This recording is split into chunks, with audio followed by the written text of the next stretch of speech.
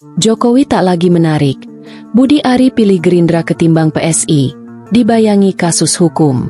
Direktur Eksekutif Indonesia Political Opinion, IPO, Deddy Kurniasyah menilai sosok Presiden ke-7 RI Joko Widodo, Jokowi, bagi Ketua Umum Relawan Projo, Budi Ari Setiadi tak lagi dianggap menarik. Hal inilah yang dinilai Deddy sebagai alasan Budi Ari lebih memilih Partai Gerindra ketimbang masuk Partai Solidaritas Indonesia, PSI. Daya tarik Jokowi yang menurun serta lemahnya posisi politik PSI, nilai Deddy, menjadi salah satu faktor Budi memilih Gerindra. Jokowi sendiri tidak lagi menarik karena bukan penguasa. Posisi Gibran Raka Buming Raka, juga tidak berpengaruh. Ini juga yang membuat PSI tidak cukup menarik bagi politisi pragmatis seperti Budi Ari. Loyalitasnya bukan faktor Jokowi, melainkan soal untung rugi, kata Deddy Minggu, 2 November 2025. Menurut Deddy, hal itulah yang membuat PSI kehilangan magnet bagi politisi seperti Budi Ari.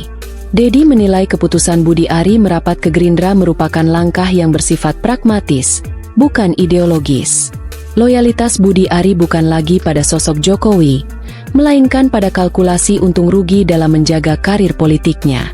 Tambahnya, Budi Ari tampak mempertimbangkan faktor perlindungan hukum dan politik yang hanya bisa diberikan oleh partai penguasa seperti Gerindra.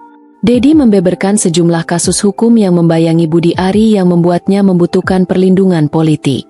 Dengan bergabung ke PSI, Budi Ari tidak memiliki perlindungan, tetapi Gerindra tentu berbeda, karena partai penguasa, sehingga alasan memilih Gerindra lebih pada soal suaka hukum, jelas Deddy.